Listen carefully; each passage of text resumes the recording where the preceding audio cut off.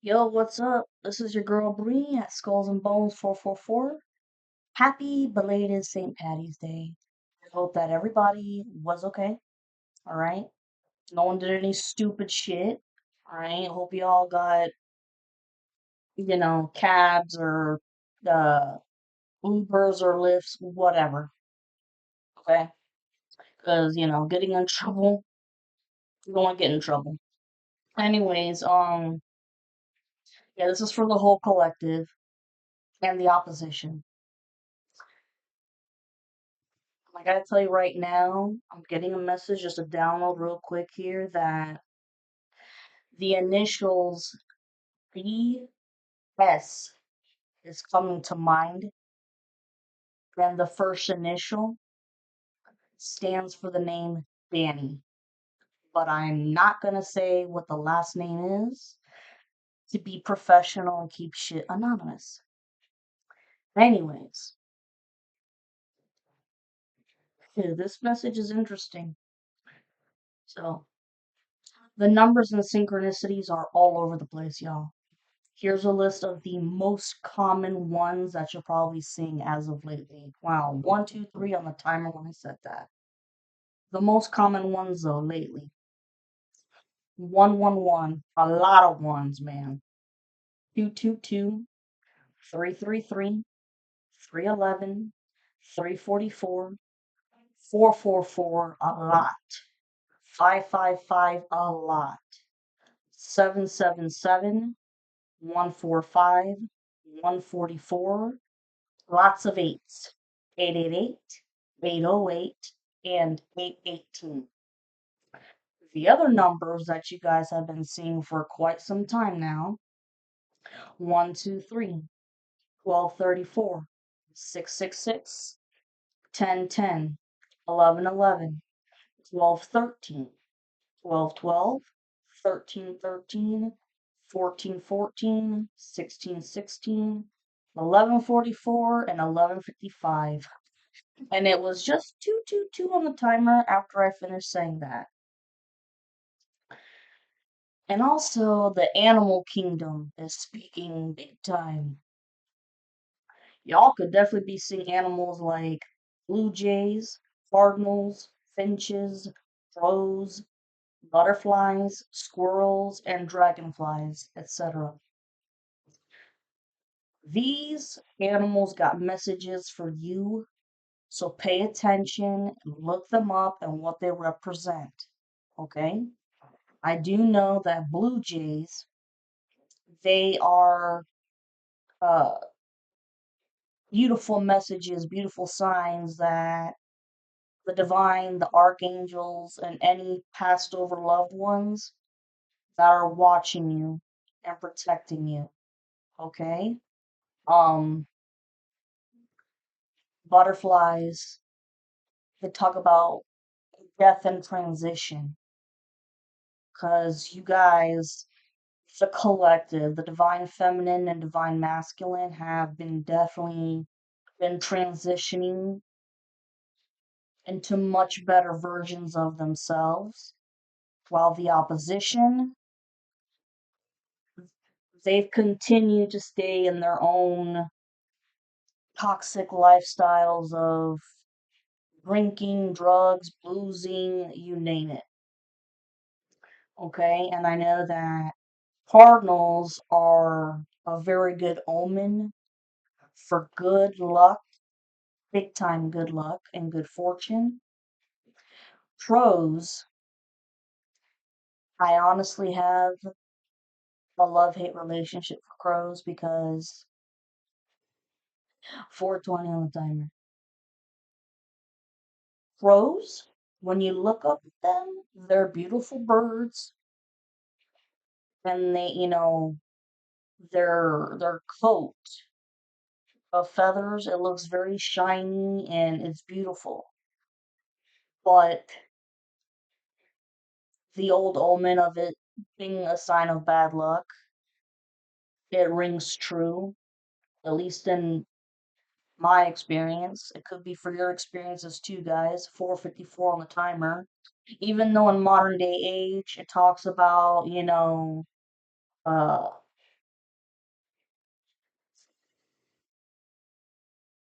being good luck, the birth of something new. I'm sorry. I beg to differ on that. I think the old wives' tale is true. And and if they call, you know that there's some magic up in the air, and it ain't good magic either. So, but don't don't worry about that because you're protected constantly. Everything that these people have been sending, especially 555 on the timer, especially during that full moon slash lunar eclipse blood moon. Oh, they did some magic without a doubt. And someone tried to send a demonic entity your way, but it got thrown back immediately.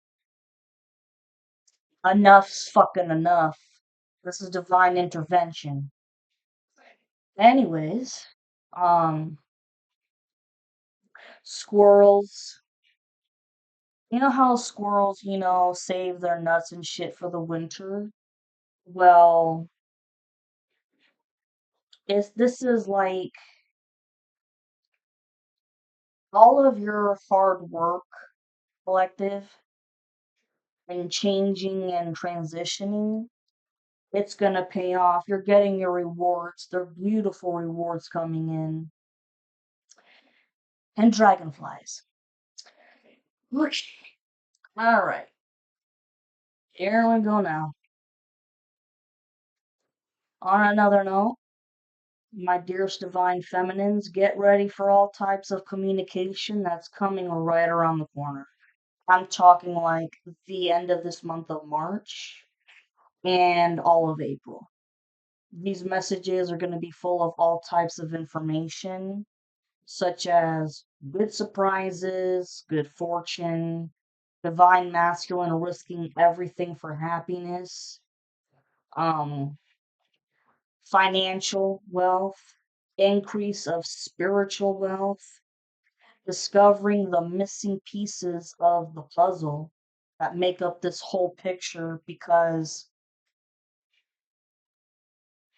I'm a divine feminine myself, and with the rest of the collective, me what the fuck's been going on and who's been involved, who's doing what. 808 on the timer. But like I've said in another recording, there's a few gaps that are missing that we don't know about, and we're not supposed to know about them just yet. But it's coming. Get ready for it. Sorry, allergies. Okay.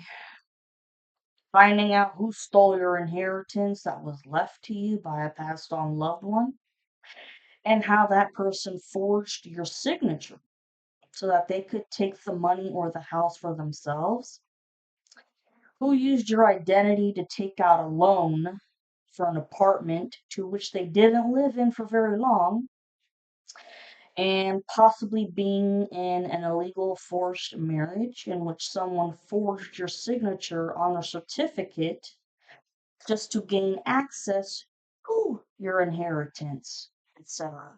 9/11 on the timer. So these are all emergencies you need to be aware of. So it's gonna be a wild ride, y'all. So buckle up. Well, anyways, I want to talk quickly about the songs that I channeled before I even wrote this message. All of these songs have special meanings, so please try to follow along. Number one, You Cry Like a Bitch by Godsmack. I must say, I had the pleasure of seeing this band live, and they were awesome, badass. But to me, the title, You Cry Like a Bitch, is talking about your karmic masculine for crying like a bitch because As always, he's playing the victim, 10-10 on the timer, and he's crying in a corner, scared shitless, and constantly drunk because he's fucked and he knows it. Number two, I stand alone by Godsmack. This goes in two ways. The divine feminine, for years, has had to stand alone, okay? Protecting and defending herself all by herself, 10:44 on the timer, and standing alone because of the isolation spells that were done to her. Well, now, because the karmic masculine has been caught with all the lies and the gossip, the manipulation, all that shit, people have been running for the hills left and right, 11:11 on the timer.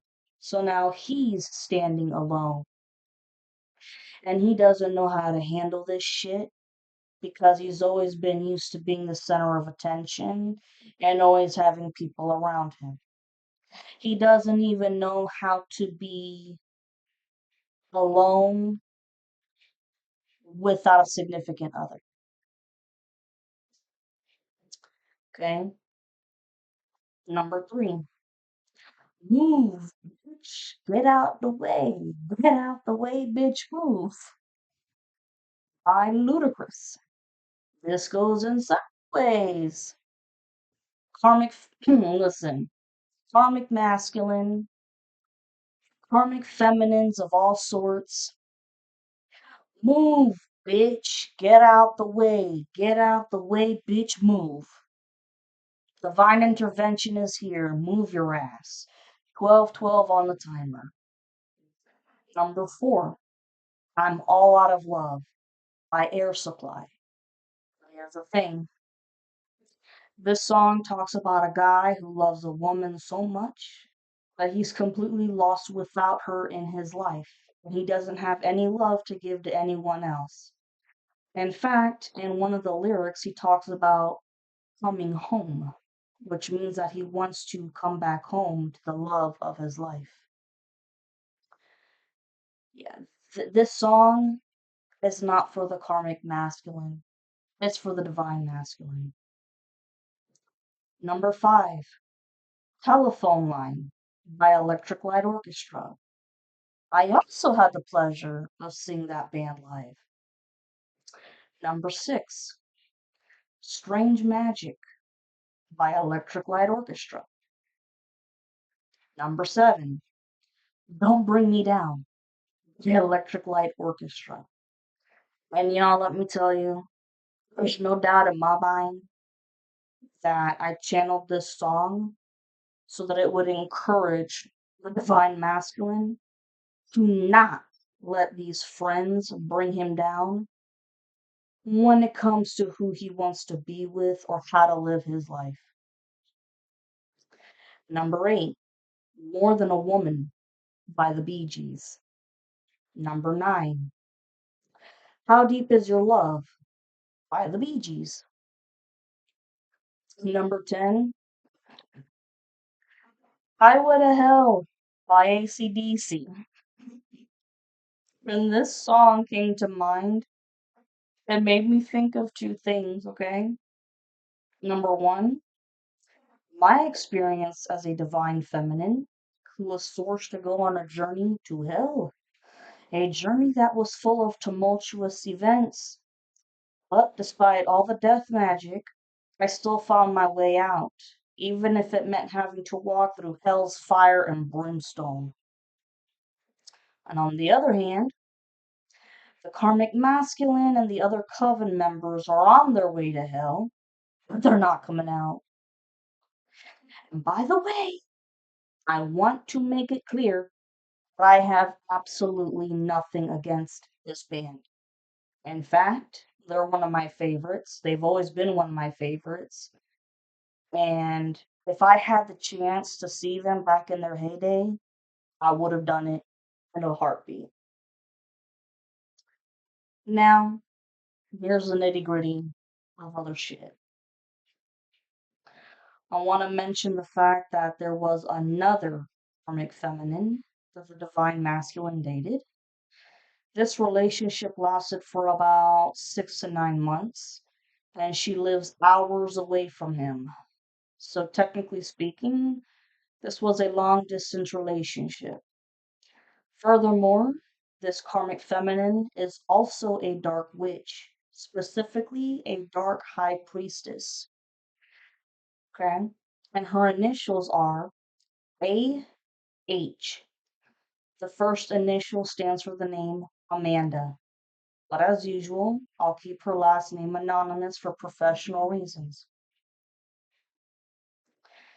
Now, here's the tricky part of this situation. The divine masculine could have known that this chick was a dark witch, but he didn't care and just accepted it, hoping that she'd never betray him or try to hurt him, or try to hurt the divine feminine by using black magic. I'll say this again. The divine masculine could have known that this karmic feminine was a dark witch, but he didn't care and just accepted it, hoping that she'd never betray him or try to hurt the divine feminine by using black magic. Because she did know about the divine feminine and she had hidden jealousy.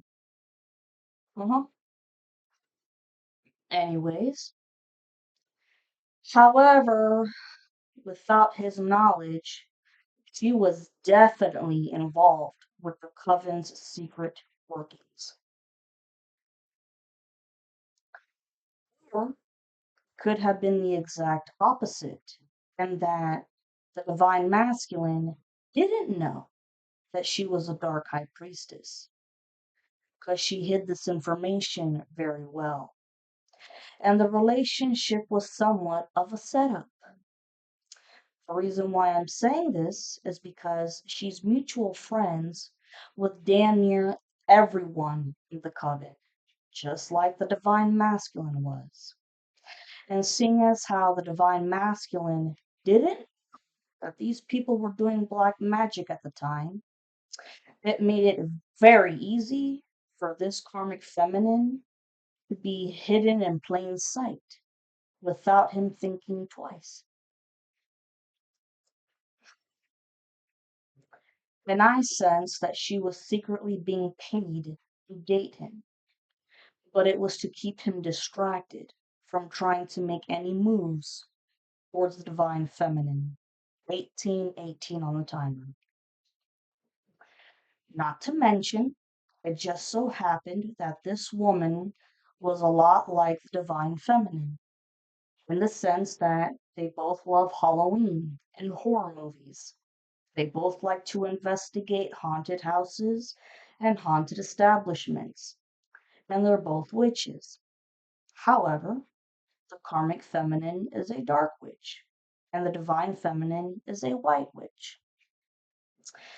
And because of the similarities between the two, this chick reminded him about his divine feminine. So, in his mind, he thought that he had finally found someone that could make him just as happy as the divine feminine did. But that wasn't the case. He realized that just because this woman had a lot of the same characteristics as the divine feminine did, it didn't mean that he was going to find the same type of love or intimate moments with the karmic feminine. That is, if he ever loved her at all. In addition to this, given the long ass distance that she lived from the divine masculine and the other coven members, I don't think she was able to meet up with everybody when it came to the monthly moon rituals they did. So, because of that, she'd have to use technology, like laptops or cell phones.